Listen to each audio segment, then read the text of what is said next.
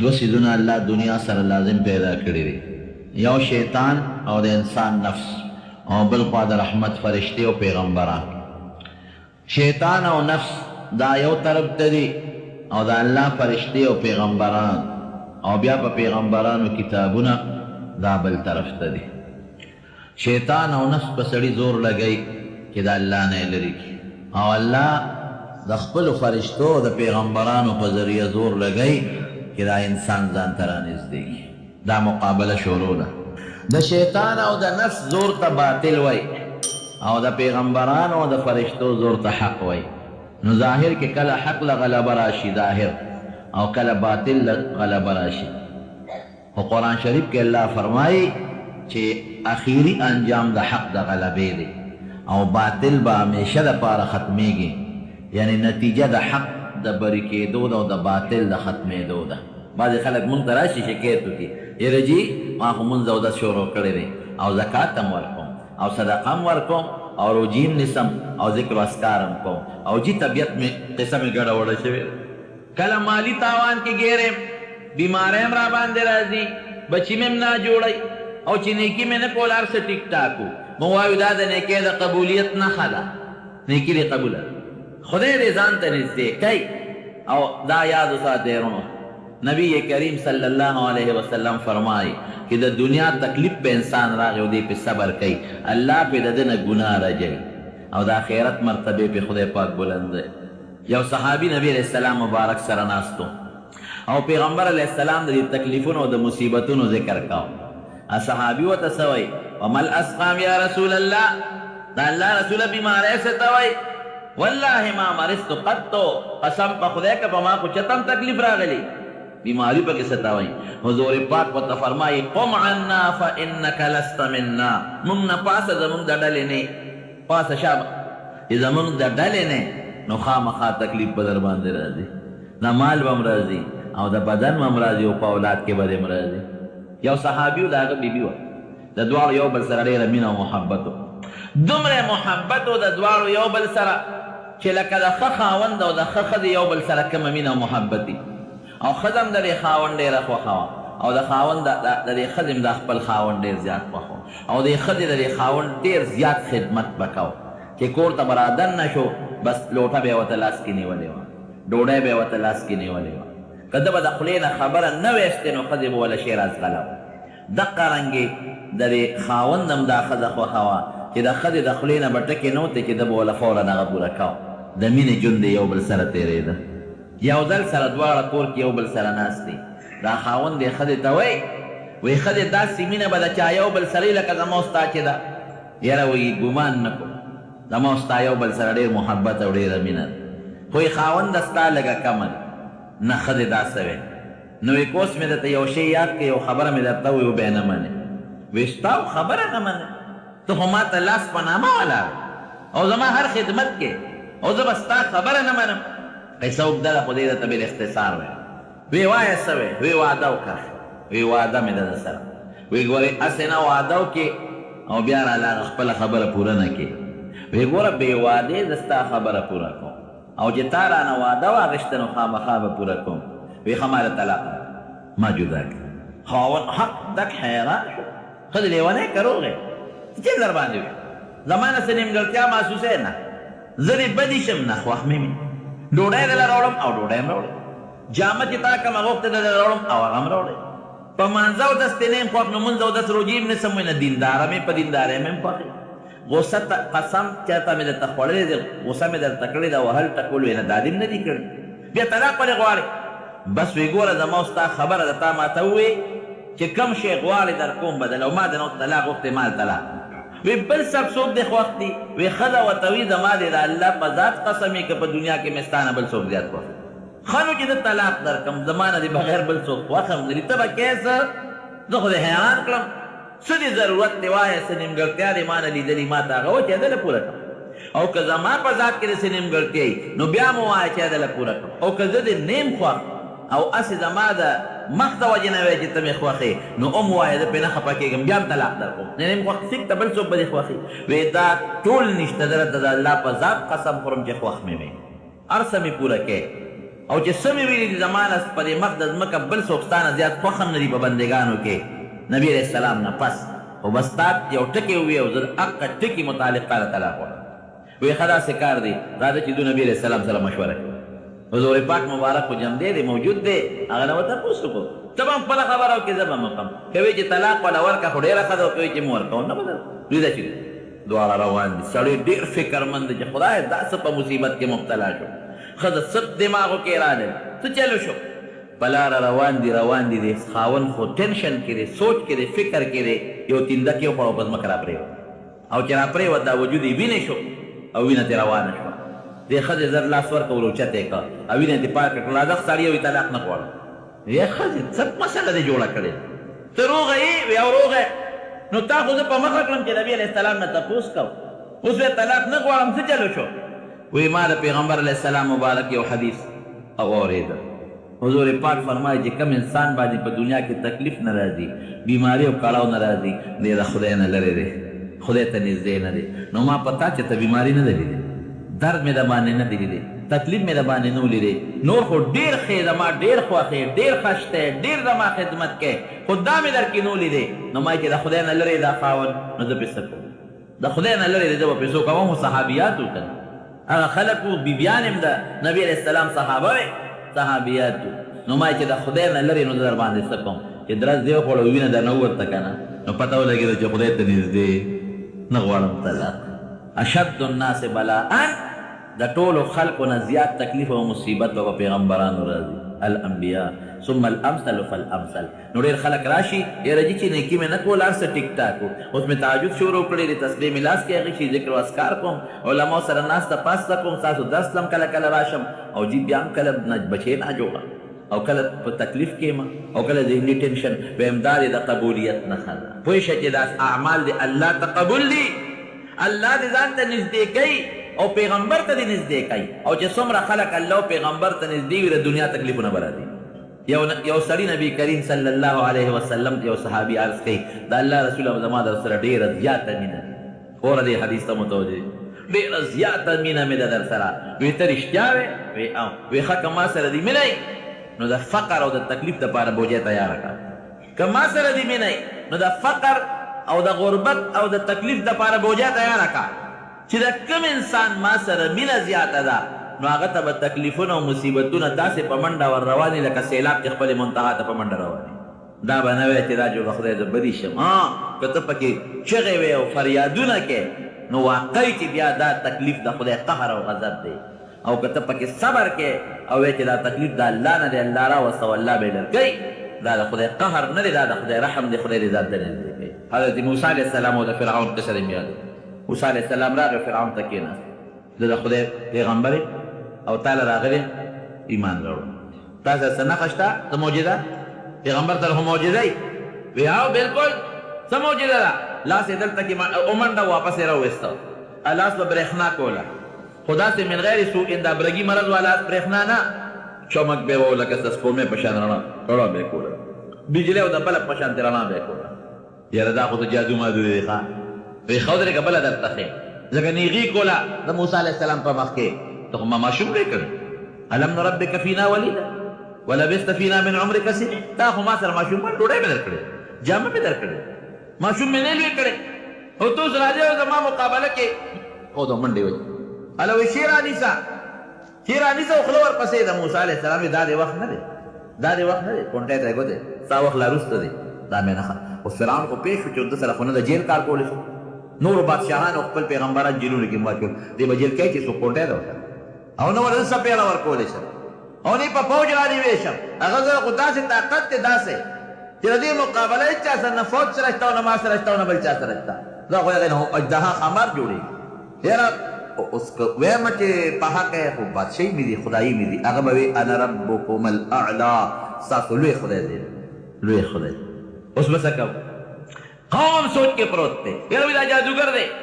قوم سره مشوره وکړه وایي صاحب جادوګر دی په دې جادو موږ د خپل وطن نه وباسي د دې خو اسان علاج دی وایي دا جادوګران د دې ماران د دې لرګو نه او د دې چوکو نه او د دې پړو نه ماران جوړوي ابه راوړو مقابله به وکړو ډېره ښه جادوګران یې راوستل موسی علیه السلام د اختر ورځې مقرر کړه چې د هغوی کوم ورځ اختر و چې ډېر زیات خلک موسی علیہ السلام مقصد دا چې د ټولو خلکو مخکې خپل قوم چې حق واضحه شي زما ورونو د دې نه مخکې په چینده خان راغلي د بره په هغې هم دا ټیک نه شو کله و پرې د بره د وینه را پرېوته وینه توبې به یې ای موسی الله ته د حکم وکړه چې دا وینه بنده کړي قرآن شریف کې الله تعالی فرمایي آیات مفصلات مختلف قسم نښه چې اوبه به یې څښلې چندخان به پکې پراته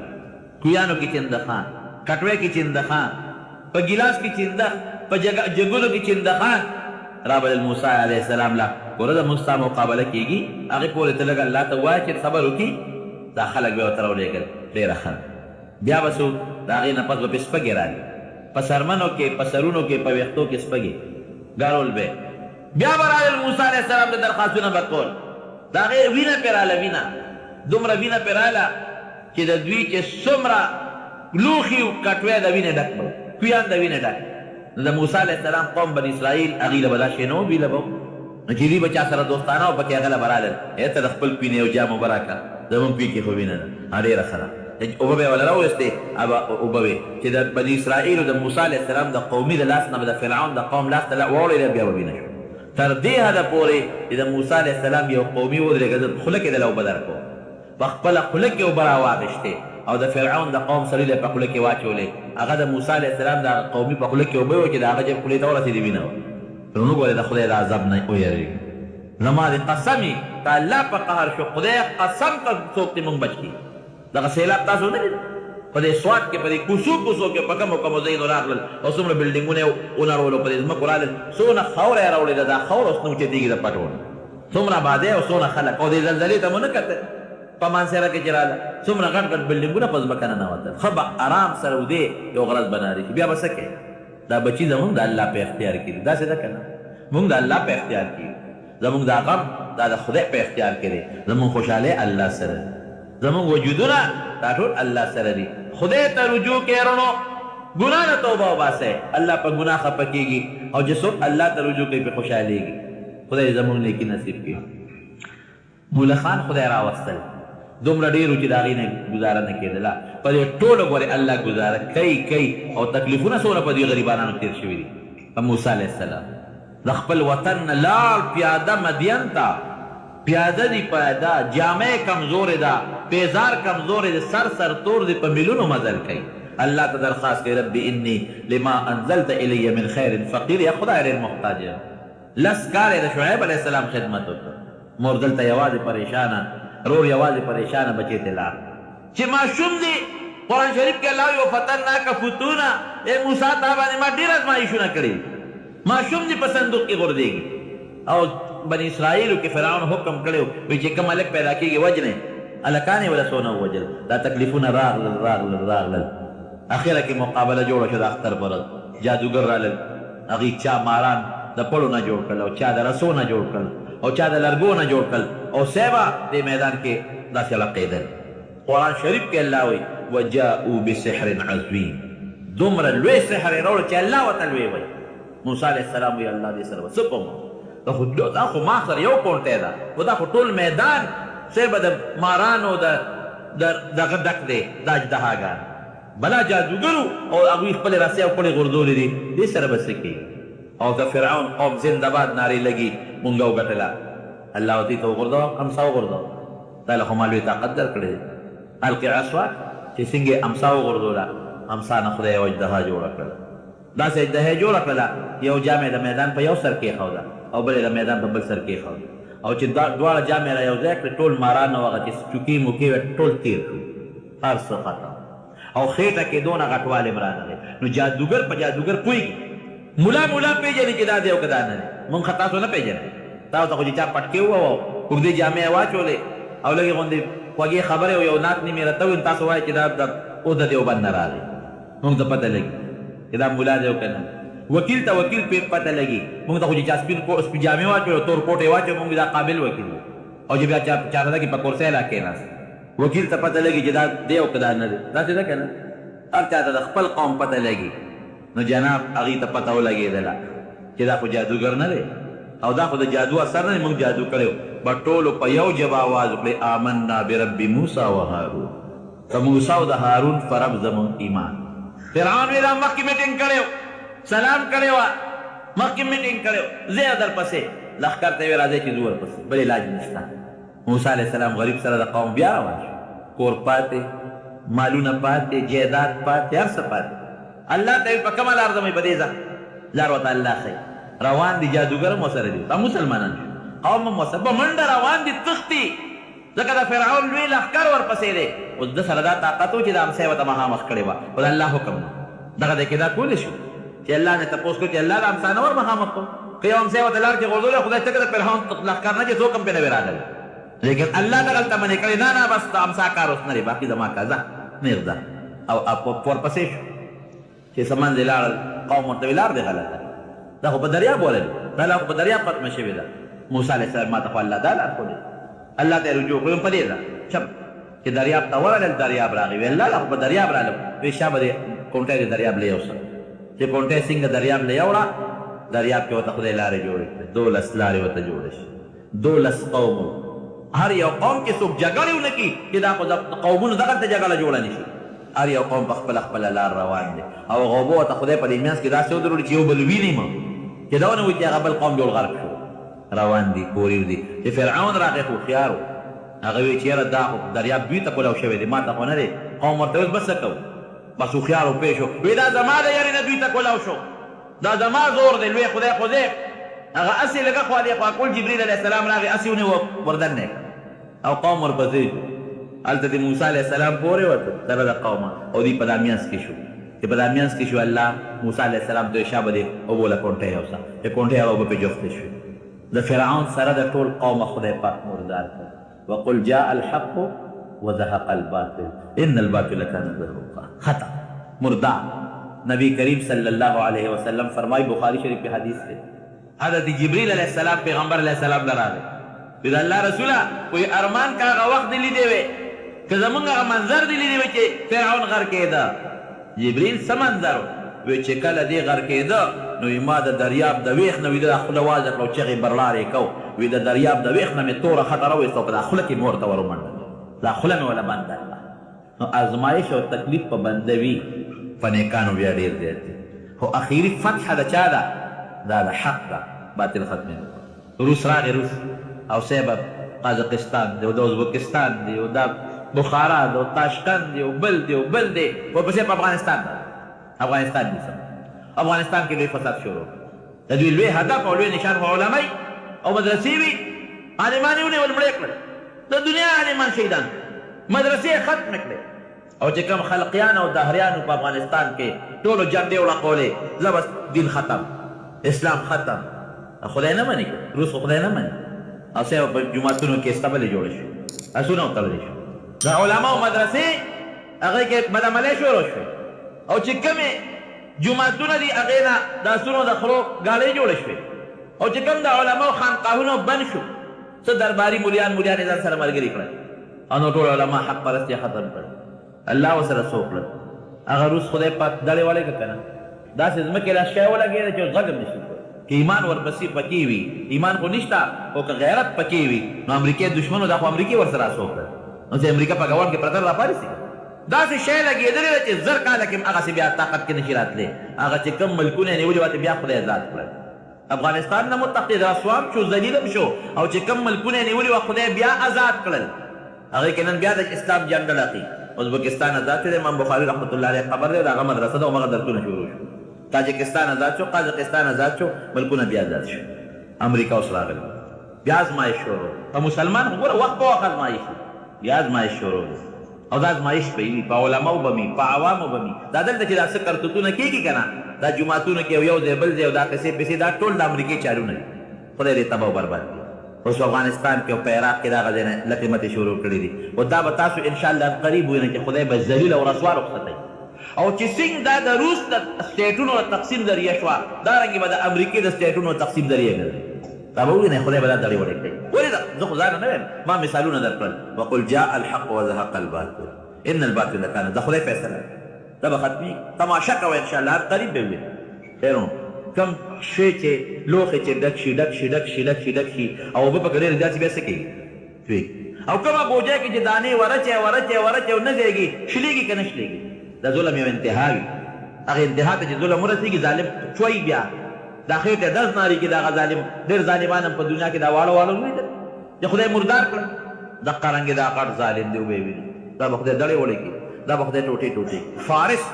یو وخت کې لکه د امریکې سپر طاقت و خدای ټوټې ټوټې کړ روم یو وخت کې لکه د امریکې سپر طاقت و خدای ټوټې ټوټې کړ تاتاریانو او راغلل او په عراق باندې حمله وکړه تاتار هغه ډېر لوی فتنه وه تاتاریان کتابونه یې راوړل بغداد کې خو لوی دین او لوی مدرسې وې د بغداد او د کوفې او د دغه علاقو نه هغه امام بخاري هلته کې درسونه کړي دي امام ابو حنیفه هلته تېر شوی دی حضرت علي رضی الله عنه په کوفه کې و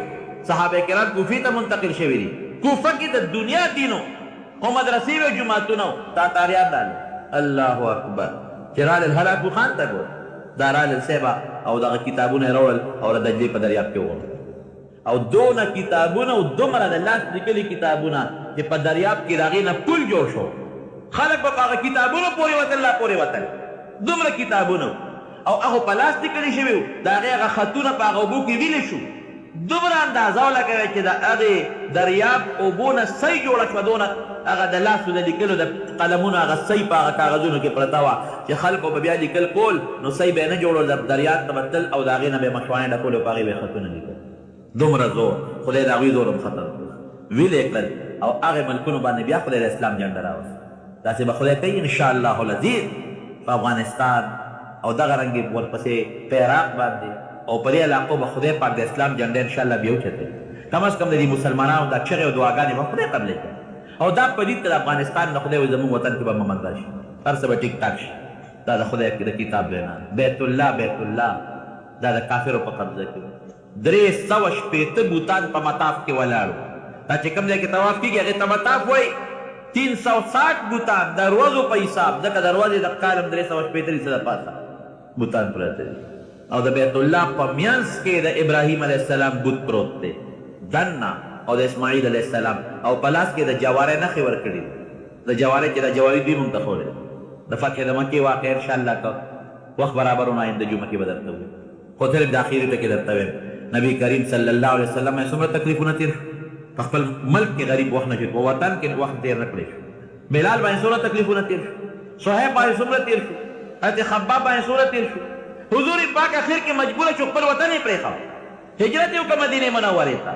چا نه ښځې پاتې شوې کافرانې لاړل چا نه خاوندان پاتې شو ښځې لاړل چا نه پلار پاتې چا نه رور لاړ وطن یې ورته پرېښود دومره په تکلیف کې غریبانان پراته دي او د حضور پاک هجرت دې میاشت کې هجرت هم ابتدا شوې ده انشاءالله که مقرره د هجرت واقع به هم درته ووایو لیکن الله حق له غلبه ورکوي چې راغې په اتمه هجرۍ کې مکه مکرمه فتح شوه یو چوکه ورسره ده بوت له به یې دقسې ټس ورکړې بوت به سر د لاندې پرېوته او دا آیات یې وې وقل جاء الحق وزهق الباطل ان الباطل کان زهوقا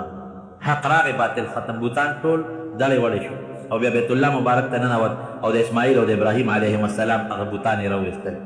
غټ غټ بوتان یې جوړ کړي او لاس کې د جوارې نښې وې وایي زما د قسم په الله چې دې کافرو ته هم پته ده چې دا جواري دوی نه ده کړې ګوره الزام لګوي په پیغمبرانو باندې هغه بوتان یې ختم کړ بیت الله پاک شو تر ننه پورې الحمدلله پاک دی د بیت الله ځمکه او د مکې الله پاک کړه نورونو خبره دا ده چې باطل به راځي تکلیف به هم راځي غم به هم راځي مصیبت به هم راځي د مال به هم راځي د بدن به هم راځي مسلمان به پرې صبر کوي او اخري غلبه دا به د چا وي د حق وایي وقل جاء الحق د قرآن وینا ده وزهق الباطل ان الباطل کان زهوقا نو بعضې وروڼه وي هغوی لږه نیکي اختیار کړي ذکر اذکار شروع کړي تهجد شروع کړي صدقه شروع کړي نو الله تعالی ځان ته نږدې کوي که نه پیغمبر ته نږدې کوي نو خامخا تکلیفونه پرې راځي چې دا ګناهونه وله ورجو یا لږې درجې وله د آخرت بلند دی کم او یا لږ غوندې دوی خفه کم چې لږه نوره رجوع ماته وکړي ما نورم یاد کړي لږ زیات مې یاد کړي او یا لږ غوندې تکلیف وله ورکم او لږ مصیبت پرې راولم چې د آخرت وله پاک کم نو مونږ بعضې خلک وایي دا جوړ مونږ د الله نه یو خوښ نه د الله خوښ یې ښه په نیک انسان او په ذاکر انسان او په صدقې ورکوونکي انسان چې د الله تکلیف په بال په بدن په بچو راځي دې خوشحاله شي دې وایي انا لله و انا الیه راجعون دې الحمدلله وایي چې شکر دی خدای د عمل مې قبول دی تا ته در نږدې شو نو لږ لږ تکلیف ترې راله راکړه دا داسې وي لکه مور یا پلار چې بچي له په سر زور ورکوي دا عارضي وي او اخري ګټه بیا د حقې دعا وکړي چې الله ربنا رحم وکړي خدای مسلمان چې په هر دی په تکلیف او په مصیبت کې مبتلا دی، الله هغه مصیبت او تکلیف ته په خوشحاله بدل کړي. یا الله هر څوک چې په رنځونو او مرضونو کې پراته دي، خدای رنځونو او مرضونو ورپه روغ صحت بدل کړي. خدای موږ ازمایښونو ته ټینګې نه یو، موږ د ازمایښونو اطلاعاتو نه پامن کې وساتې. الله د امریکا او د هغې اتحادیان رسوا او ذلیل خپل وطن ته وشړلی کې، افغانستان، عراق، بوسنیا، چیچنیا او فلسطین، کشمیر، خدای ټول د کافرو او د هغې د ظلمونو نه الله آزاد کړي، او زمونږ دا وطن هم د هغې د جنتانو نه آزاد کړي، او زمونږ په دې وطن کې د قرآن او د سنت نظام راولي. خدایا زمونږ یو ملګری دی، هغه له غوندې څه مسایل دي، ورته دعا غوښتې، دعا ورته وکړي خدای ورته هغه مسایل په خیر بدل کړي. یو بل ملګری دی او هغه بیمار دی زمونږ دلته کې، یو مولانا صاحب دی، الله دې ورته شفا ورکړي. یو بل ملګری دی هغه پلار بیمار دی، الله دې ورته شفا ورکړي. چا چې د دعاګانو درخواست کړی دی، الله د هغې دعاګانې تا ته معلومې دعاګانې ورته قبولې کړي. الله یو بل ملګری زمونږ کلی دلته راشي، ډرایور دی، وختي ما د ټلیفون وکړه پلار یې ناجوړه دی، دعا وکړئ چې الله شفا ورکړي. څوک مردگان وفات شوي دي، الله د ټولو مغفرت نصیب کړي. اخر وخت کې پکړې دا کلمه نصیب کړي چې لا اله الا الله محمد رسول الله. دا ملګری په 2 رکعات امام سره سلام وګرځي، او 2 ورته پاتې دي، دې پاسې هغه خپل 2 رکعاته دې وکړي، هغه دې وکړي، دې باندې څه فرق نه پرېږدي ښه، بس هغه مونځ دې خپل پوره کړي. په یو کې اوبه اچول څه کار دی او که بد کار دی، دې کې چا دې ته چا ښه ویلي. اوبه بې پیسو دي چې پیو کې دې واچول، په پیسو دې خرڅ کړي، د پیو په برکت کې اوبه په پیسو خرڅ کړي، د پیو په قیمت. نو دا خو سخته ګناه ده، تګي ده، دوکه ده، مسلمان سره ګډون دی، یو ګناه نه، ډېرې ګناهونه دي. کورونو کې ګیسونه مکمل نشته، د دې سزې څه حل وباسم، ممبر پسې رضا کړه چې څوک د ممبران هغې ته وایي چې د حل وباسم. میں نے 2 چاند رات کو نیند میں دیکھے تعبیر سے دی، 2 چاند 2 سپومې لیدلې دي، دا خو ډېر ښه تعبیر دی او دا اعلی تعبیر دی او دا ښه مستقبل نښه ده، خدای دې دا ژوند د مستقبل ښه کړي. په زنانو کې الله ته نږدې بني آدم او نږدې انسان حضور پاک مبارک فرمائے، وی کومه ښځه چې خپل 5 منځونه کوي، المرأة اذا صلت 5 خپل 5 منځونه کوي، وصوامت شهرها او د رمضان روجي ونیسي. ګوره دې کې دلته د حج ذکر ونه کړه، ځکه عموما زنانه سره پیسې نه او کوي، نو هغه د هغې په اختیار کې نه،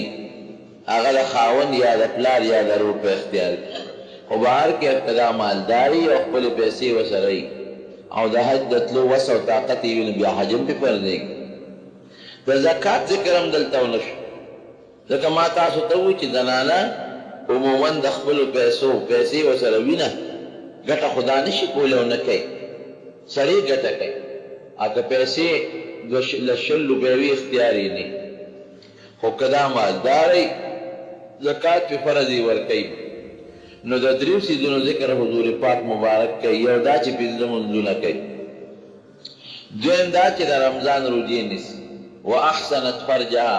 او د خپلو اندامونو حفاظت کوي، خپل ځان بل چاته نه ښیي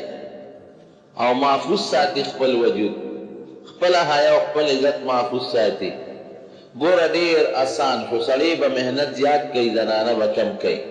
نو فرمایي حضور پاک وی فلتدخل من ای ابواب الجنت شاءت، دا ښځه چې د جنت په کومه دروازه داخلېږي نو داخله دي شي. غټ څیز د زنانو دپاره حیا دی، په کور کې دننه مونځ خو خامخا کوي، دا خو یو فریضه ده. روجې چې پرې راشي نو روجې به نیسي، دا یو فریضه ده. بنیادي څیز د زنانو دپاره د خپل وجود او د خپل جسم حیا کول. نبی علیہ السلام مبارک فرمائی په آخره زمانه کې به داسې ښځې را پیدا شي چې هغې به جامې اچولې وي او بربنډې به، نو صحابو ته به دا خبره لږه ناشنا لګېده، وی صاحب جامې به یې چولې او بربنډې به، کاسیات عاریات، وی او جامې به یې چولې او بربنډې به. نو ناشنا به ځکه لګېده چې په جامو کې به انسان څنګه بربنډ. اوس دې زمانه کې دا سوال ختم شو، ځکه داسې نری لباس راوتی دی، نری کمیسونه او نری لوپټې راوتي دي چې د هغې نه دننه د زنانه وجود ښکاري. نو جامې اغوستې مې او بربنډتوب هم شو. دویم په لاره به ځي نو مایلاتون ممیلاتون، په خپله به هم سړو ته ځان ورمایل کوي، داسې تلل به کوي، داسې جامه به اچوي، داسې خوشبویي به استعمالوي او داسې ادا به کوي چې سړو ته به ځان مایل کوي چې سړي ما ته وګوري او کوشش به یې دی چې د سړو نظر دې ښځې ته شي. او رؤوسهن کاسنمة البخت، وی سرونه به یې داسې وي په عربو کې یو قسم اوښان دي اوږده لوړ قبان لري او دا قبان یو طرف ته راته وي، نو وی د دوی سرونه به په لاره چې ځي نو د یو ادا د وجې نه به یو طرف ته سرونه کاږه وړي. نبی علیہ السلام فرمایي دا ښځې په دوی د جنت خوشبویي حرامه ده، دا بدعمله ښځې دي. نو ګوره ښځه به د خپل وجود نمایش نه کوي، خپل وجود به پټ ساتي، سړو ته به خپل وجود نه ښکاره کوي، پړونې به په سر یې چې بار ته وځي، غټ څادر به په سر یې چې بار ته وځي، او چې اوږد سفر یې بغیر د خپل خاوند نه یا د خپل ورور نه یا د پلار نه یا د زوی نه به نه کوي، یوازې به نه وځي. دغسې نیکانې ښځې چې نیکانې وي او دیندارې وي نو نبی علیہ السلام ترغیب ورکوي مسلمان لا. حضور پاک فرمایي وی دا ښځې ستاسو په لاسو کې قیدیانې دي، قیدیانې. نو وی قیدي سره خلک ښه سلوک کوي، بد ورسره نه کوي. که ته ډوډۍ ورکوې او به خوري که نه ورکوې نشي خوړی، که ته والا جامې راوړې وا به غوندي، که ته نه راوړې څه به واغوندي، که ته د مور او پلار ملاقات له پرېږدې خو لاړه به شي، او که ته نه پرېږدې نو څنګه به لاړه شي. نو ګوره ستا لاس ته ناسته ده په دا کور کې، او ستا خدمت کوي او ستا د بچو خدمت کوي، تا له ډوډۍ پخوي، تا له ترکاري پخوي، تا له جامې مینځي او ستا د بچو خدمت کوي. نو چې هر کله دا ذمهدارۍ د ښځې باندې لازمي دی او ستا د وجې نه لازمي دی، نو د ښځې سره ظلم او زیاتۍ به نه کوي. او که ظلم او زیاتۍ دې ورسره وکړه نو د قیامت په ورځ پروردګار به یې تا نه تپوس کوي. یو بیبي راله نبی کریم صلی الله علیه وسلم کور ته، حضرت عائشې صدیقې رضی الله تعالی عنها ته شکایت وکړ، خاوند والې وه او داسې والې وه چې دا وجود یې وله شین کړی او د دغې بیبي جامې م شنې وې، هغه وخت سره چې راله جامې یې شنې وې. نو زنانه خو په زنانو خامخا خفه کېږي. نو هغې عایشې بیبي د شکایت وکړ او خپل وجود یې ورته وښود، زه خپل خاوند والې یم. نو چې کله حضور پاک مبارک راغی نو عایشې بیبي ورته د هغې ښځې خبره مخکې کړه، او ما درته وې ښځه خو په ښځو خفه کېږي. وی صاحب هغه پلانکۍ ښځه خپل خاوند والې او ډېره زیاتې والې ده. وی قسم دی، وی شین کمیس یې اچولی او هغه د والو ځای چې ما وکته نو هغه ځای د هغه کمیس نه زیات شین و. فوراً حضور پاک مبارک په منبر کېناست، صحابه را جمع کړل او ورته نصیحت کو، وی پام کوئ ښځې به نه وښئ، د ښځو وال دا بندي او بیا د زینت او د ډول په ځای د ښځو وال حرام دي. زمونږ سړي ښځې په مخ وایي دا ګناه ده، په مخ به یې بلکل نه وي. په مړی وایي په مړی وهل منع دي، ځکه دا هم د ډول ځای دی، میل پکې اچي. که دې لیچو په لاسونو به یې نه وی، ځکه دا هم د بنګلو ځای دی او د ګوتو د اچولو ځای دی. په سر به یې نه وی، په غوږونو به یې نه وی، ځکه دا هم د ډول ځای نه دي.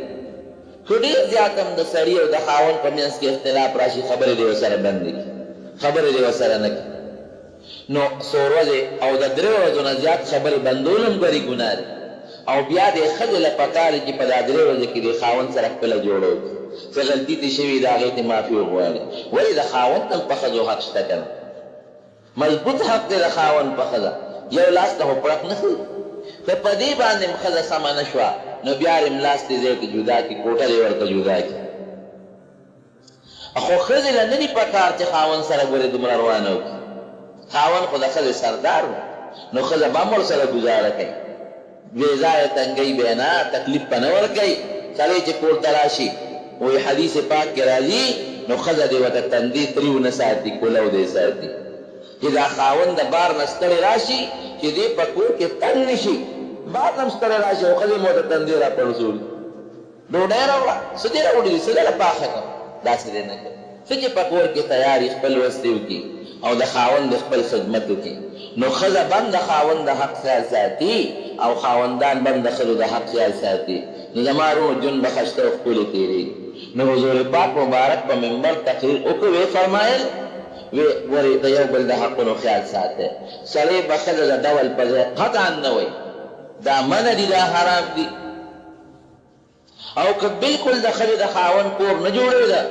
فبعثوا حکما من اهله و حکما من قرآن شریف کې الله فرمایي یو درېمګړی د ښځې طرف نشي یو د سړي طرف نشي د دواړو خبرې دې واوري نو جوړه دې ولا راولي او که نه راځي نو بیا خو لارې د جدایۍ دي نو ښځه ډېر په اسانه رونو جنت ګټلی شي. حضرت ابو هریره رضی الله عنه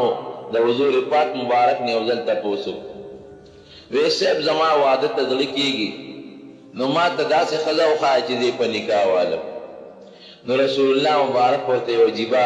حدیث ولسته وی تنکح المرأة لاربع. په دنیا کې چې خلک ښځې کوي نو څلور مقصد یې په زړه کې نیولي. لمالها یو مقصد خو د مالي چې داسې ښځه وکړم چې هغه مالداري مال ورسره ډېر راشي. ولجمالها بعضې خلک ښځې د ډول لپاره کوي مال شته که نشته خو چې حسن یې وي او خوبصورت دی دوله وي. ولحسبها او بعضې خلک د حسب نسب دپاره کوي که ډول هم نی او مال هم نی خو چې د ښه خاندان سره یې تعلق د لوی نسب سره یې تعلق. ولدینها او بعضې خلک د دین دپاره ښځه کوي چې داسې ښځه چې هغه دیندار او دینداره مې درته اوس د هغې بیان وکړو. نو وی فاسفر بذات الدین تربت یدا. ابو هریره ګورې که ښځه کې ډول ته حسن ته مال ته نسب ته مه ګوره دینداره ښځه په نکاح واخله. حضرت عمر فاروق رضی الله عنه زمانه وه دی به د مدینې شریفې په کوڅو کې ګرځېده د خپل رعیت حالات په معلومول چې څوک څنګه دي چاته ضرورت شته او که نشته. یو ځل په لاره د مدینې شریفې روان و یو کور کې دننه د دوو زنانو جګړه وه.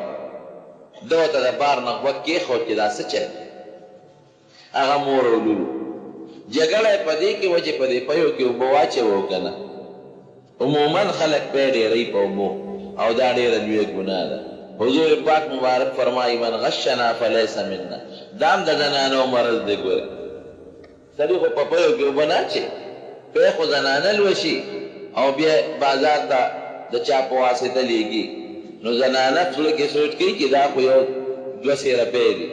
راشه یو په اوبه پکې واچوه نو مفتو کې به 15 روپۍ زیاتې شي. دا غټه ګناه ده. حضور پاک مبارک فرمایي چا چې زمونږ په امت کې ټګي وکړه دا زما د طریقې والا نه دی. دوکه او ټګي به بالکل نه کوي. نو هغه مور دی لور ته وایي چې بچې په دې پیو کې اوبه واچوه چې لږ زیات شي. لور ورته وایي نه مورې وی امیر المؤمنین عمر فاروق اعلان کړی دی چې پیو کې به اوبه نه اچوي او که چا ټګي وکړه پیو کې اوبه واچولې سزا به ورکړو. مور ورته وایي بچې عمر دلته کم دی موږ نه عمر څه خبرېږي دا خو شپه ده پېشمنې دی عمر کم دی. لور ورته وایي مورې که عمر نشته د عمر خدای خو شته که نه هغه م ویني. دا خبرې واورېدې لاړ کور ته بیبي ته وایي وی دې زوی له خو به دې واده کوو که وی او سړیه وی ښځه وله ما کتلې ده وی کوم ځای دې کتلې ده کور یې ورته وښو چې لاړل رالل وی امیر المؤمنین خو شپونکیان دي ګډو چیلو سرولو والا خلک دي او ته خو امیر المؤمنین د مسلمانانو بادشاه او د حضور پاک مبارک نږدې خلیفه چته بل کور کې بوله جینې وګورو ورته وایي شپونکیان د خدای بندګان نه دي ګلو چیلو والا د خدای بندګان دي خو دا کومه جینۍ چې ما پوهه کړې ده د خدای نه یېرېږي زړه کې د الله یره ده سوچه مسلمانه ده زوی سره یې مشوره وکړه زوی مو پرې راضي شو حتی جینۍ ورته په نکاح واغېسته هغه د شپونکیانو ګډو چیلو سروونکو کور ولې ځکه په زړه کې د الله ذوالجلال یره پرته وه روح برکت پکې دغه نکاح کې څونه الله واچو. دا مشهور بادشاہ چې تیر شوی دی عمر ابن عبدالعزیز د انصاف ډک چې په دنیا کې د هغه په دور کې چې څومره انصاف و د حضرت عمر فاروق رضی الله عنه نه پس نو هغه په دې سړي کې موجود لوی انصاف و پکې ځکه دې د بادشاه د نسل سره د تعلق لرل او د بادشاهان او د بادشاه کېدو نه مخکې چې د ده که به جامې به وي نو په زرګونو درهم به یو کمیس او یو جامه به وه خو چې کله دی بادشاه شو نو چې څومره جامې وي او څومره مال او دولت و دی ټول بیت المال ته وقف ښځې ته یې وې ښځې راشه وې تم د بادشاه لورې د تره لورې وه او ښځه پلار یې بادشاه و نو وې ستا هم چې څومره مال او دولت دی وې دا هم ستا پلار د بیت المال نه راغښتی دی هغې هم دې بیت المال ته وقف کړ وی ګوره که ما سره په دې غریبه غریبۍ کې ژوند تېرولی شي خو ډېره ښه ده که نه شي تېرولی طلاق به درکړم پرې به دې ده ښځې وی تېرولی شي دومره د عدل و انصاف بادشاهي دې سړي کړې د عمر ابن عبدالعزیز چې د ده په زمانه کې زمونږ تاریخ لیکي دا تاریخي واقعه ده شرمخ چې ته په ګډه حمله نه دی کړې ګوره شرمخ خو د ګډې دشمن دی چې ګډې به سړېدې په ځنګل کې شرمخانو سره یو ځای به سړېدل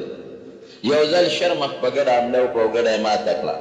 نو هغه شپونکي وایي انا لله و انا الیه راجعون عمر ابن عبدالعزیز وفات شو چا ورته وایي ته خو په صحرا او په ځنګل کې اوسېږې تا ته څه پته لګي وایي بس د عدل حکومت ختم شو ځکه نن شرمخ زما په ګډه حمله کړې ده دې نه مخکې چېرته په چیلې ګډه حمله نه ده کړې معلومیږي دا چې د عدل او د انصاف بادشاه د مخ د ځمکې تللی چې معلومات وشوم اقا ټیم عمر ابن عبدالعزیز وفات شوی رو دغه عمر ابن عبدالعزیز د حضرت عمر فاروق د زوی د هغې ښځې په نوسو کې راځي ګوره کومه ښځه چې دیندار او نیکې زوی له په نکاح واغېسته په اولاد کې خدای پاک د عمر ابن عبدالعزیز غوندې عادل پیدا کړ عمر ثاني بیا وتلی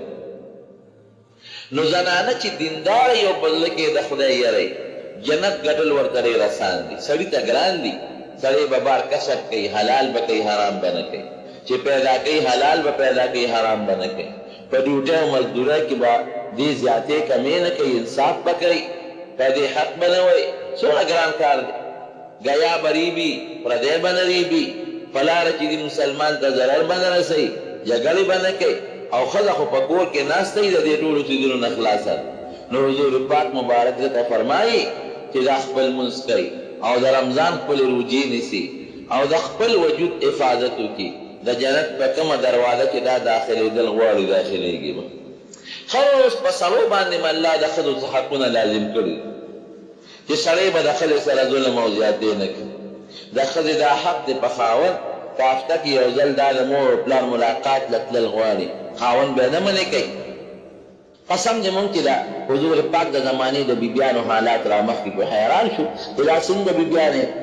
یو بیبي تېره شوې د حضرت خنسا رضی الله تعالی عنها د حضرت عمر فاروق رضی الله عنه په زمانه کې د قادسیې جنګ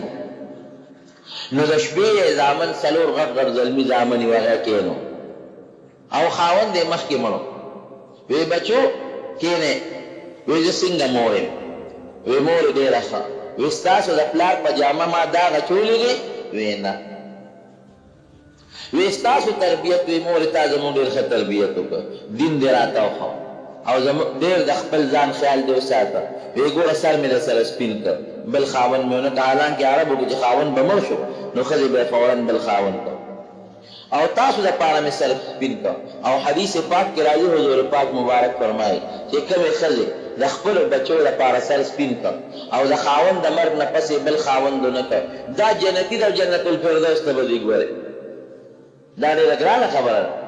نو بچو زما په تاسو یو حق دی وی وایه مورې چې ته څه وی موږ به منو وی ښه نو سار د حضرت عمر د طرف نه د کافرو سره جنګ دی تاسو به ورځئ په دې جنګ کې به شریک کېږئ او داسې شرکت نه چې د جنګ اور ګرم شي نو وردانګې به چې پوټې هغه بې غیرتي ونه کړې د بهادرۍ اظهار به کوې نو مونږ خو د خدای نه غوښتل ده مونږ خو په جهاد لتلو خو مونږ دا موس بنده اکثر په بچو خفه کېږي ګرمي د ګورې مانځه له مزه او ګوره تیاره له مزه مور خفه کېږي په بچو اکثر د نیکۍ نه به مور نه منې کوي ما په د ولد باندې ګیله پرېښه څه موده پسې ما نه مخ پټه تپوس مې وکړه دا ولې ویې ګیرې واپس کړی مې لکه دا ګیره دې ولې کم بخت او خیر وی مور راته وی چې بچې خیره زره نه کوي وکړه دا څومره ګناه ده مور له خو پکار چې بچو له د نیکۍ ترغیب ورکړي بیا خو د پیغمبر سنت نو به هر کیفه بچي ورته وایي چې مورې مونږ خو لا وایي چې ځو به ته به هم نه پرېږدې مونږ خوشحاله یو چې ته هم پرېږدې چې جنګ شروع شي یو زوی یې ورغی شهید شو بل ورغی شهید شو بل ورغی شهید شو څلور واړه زامن یې شهیدان شو دې له چې اطلاع ورکړه چراله نو خلق وی دا به فریاد کې چغې به وي ځکه څلور ظلمي زامن دا د دې غریب یوې کونډې ښځې مړه شو نو چې خلکو ته ما پرېږدې نو خپلو بچو ته مخامخ ودرېده وی خلک به وي چې نن به خنسا ختئ